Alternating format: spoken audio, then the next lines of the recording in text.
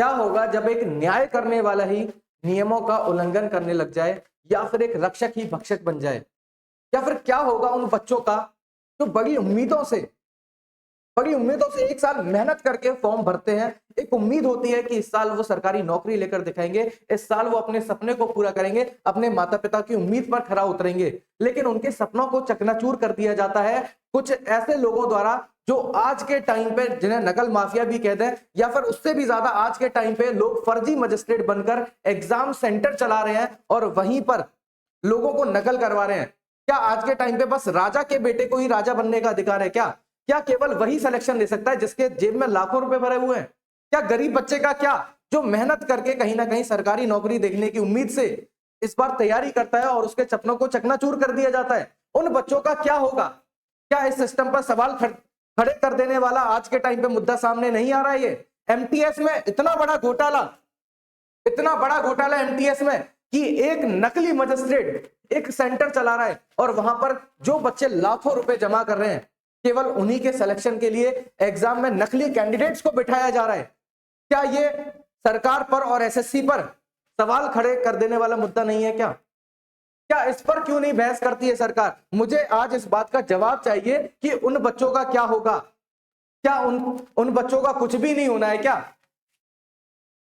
तो केवल और केवल आज के टाइम पे ना, बस मुझे ऐसा लग रहा है आज के टाइम पे जो टीचर है वो एक तरीके से मजाक बन चुका है। जो स्टूडेंट पढ़ाई करने वाला है उसकी पढ़ाई को मजाक बना दिया गया है आज के टाइम पर। क्या होगा जो एक मेहनत करने वाला, जो गरीब तबके का बच्चा है, जो दिन रात मेहनत कर रहा है, नौकरी भी कर रहा है, उसके साथ साथ पढ़ाई कर रहा है, अपने घर का पेट पाल रहा है, और इस उम्मीद से वो फॉर्म भर रहा है कि इस साल सरकारी नौकरी लेकर मैं इस साल अपने परिवार को आगे लेकर जाऊंगा, तरक्की की राह पर लेकर जाऊंगा, लेकिन उसके सपनों को आज के टाइम पे चकनाचूर कर दिया गया है कुछ फर्जीवाड़े द्वारा, कुछ ऐसे लोगों द्वारा।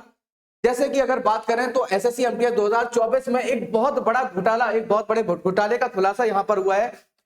चौंकाने वाला मामला का खुलासा हुआ। परीक्षा केंद्र पर तैनाती मजिस्ट्रेट सुरेश प्रसाद यादव फर्जी निकले हैं, यानी कि मजिस्ट्रेट तक फर्जी निकला। जो मजिस्ट्रेट जहां पर सेंटर पे जिसकी नियुक्ति की गई वो मजिस्ट्रेट वाकई में था ही नहीं, वो एक फर्जी व्यक्ति था और वही एग्जाम कंडक्ट करा रहा है।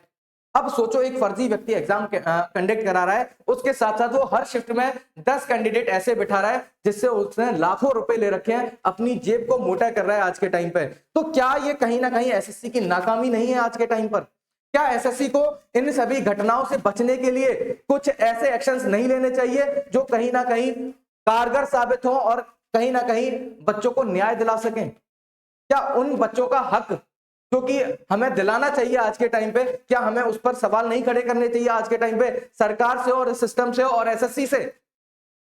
तो आज के टाइम पे बस मैं इतना ही कहूंगा, कहीं ना कहीं एसएससी इस सख्त फैसले को थोड़ा सा जितना जल्दी हो सकता है वो ले ले। कहीं ना कहीं उन बच्चों के हक की लड़ाई एसएससी को लड़नी चाहिए और एक अच्छे सिस्टम को क्रिएट करना चाहिए यहाँ पर, जिससे कि कभी भी उन बच्चों का अहित ना हो सके जो बच्चे उम्मीदों से फॉर्म भरते हैं। यहाँ पर अगर बात करें तो एक बहुत बड़ी घटना यहां पर सामने आई है इस बार, जो कि अभी तक के इतिहास में कभी देखने को नहीं मिला है। इस बार ऐसा मामला सामने आया है 13 नवंबर को पूर्ण डिजिटल परीक्षा केंद्र पर कर्मचारी चयन आयोग मल्टीटास्किंग एसएससी एमटीएस की बात करें, परीक्षा में फर्जीवाड़े की शिकायत करने वाले केंद्र पर तैनात मजिस्ट्रेट भी फर्जी निकले। यानी कि जो मजिस्ट्रेट एग्जाम कंडक्ट करा रहा है, जो पूरे सेंटर को चला रहा है, वही फर्जी निकला। उसके साथ साथ टीसीएस के बहुत सारे कर्मचारी भी वहां पर फर्जी नियुक्त किए गए और वही केवल और केवल एग्जाम की जांच कर रहे हैं, पूरे सेंटर को वही चला रहे हैं। जो रियल वाले थे वो अपनी जगह पर अपने घर में बैठे हुए हैं और उनसे सेंटर को चलवाया जा रहा है। तो कहीं यहाँ पर सिस्टम ही तो करप्ट नजर नहीं आ रहा है यहाँ पर? तो ऑब्वियस सी बात है यहाँ पर पूरा के पूरा सिस्टम ही करप्ट नजर आ रहा है और कहीं ना कहीं ये मुद्दा बहुत बड़ा हो सकता है आने वाले टाइम पर। यानी कि उन बच्चों का क्या होगा जो देश का भविष्य है।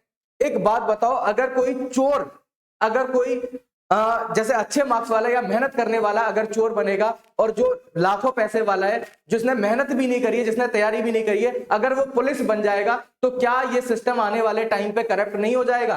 क्या ये सिस्टम अपग्रेड होने की जगह ये डिमोटिवेट नहीं हो जाएगा?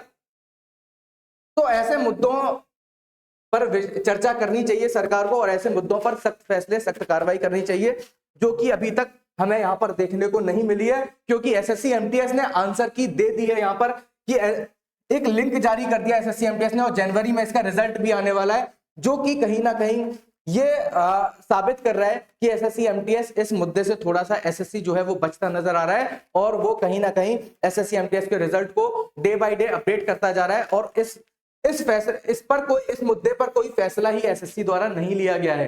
कहीं ना कहीं उन्हें इस सेंटर को डिबार नहीं कर देना चाहिए, इस सेंटर को बिल्कुल निष्कासित कर दिया जाना चाहिए जिस सेंटर ने यह कृत्य किया है, और ऐसे लोगों पर सख्त कार्रवाई नहीं होनी चाहिए।